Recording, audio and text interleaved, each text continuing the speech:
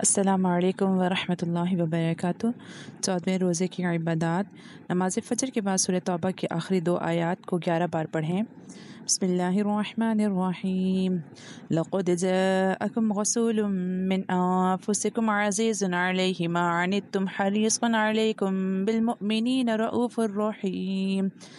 فإن تولوا فقل حسبی اللہ لا الہ الا ہو علیہ توکلت وہو رب العرش العظیم۔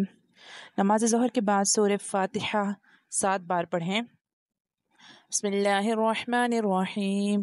الحمد للہ رب العالمین الرحمن الرحیم مالک یوم الدین ایاک نعبد و ایاک نستعین اہدنا الصراط المستقیم صراط الذین انعمت علیہم غیر المغضوب علیہم ولا الضالین آمین۔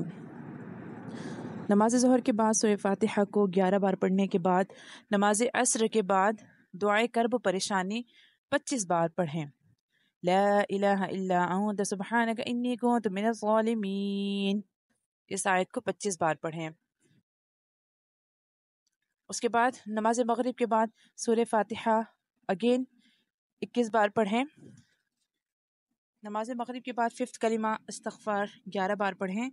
استغفر اللہ ربی من کل ذنب اذنبته عمدا او خطأ سرا او علانیة واتوب الیہ من الذنب الذی اعلم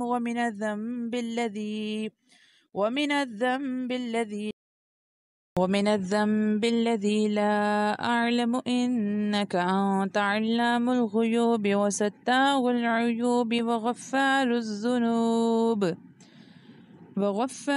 الذنوب ولا حول ولا قوة إلا بالله العلي العظيم۔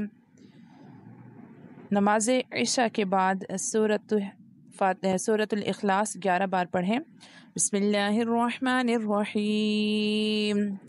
قل هو اللہ احد اللہ الصمد لم یلد ولم یولد ولم یکن له کفوا احد۔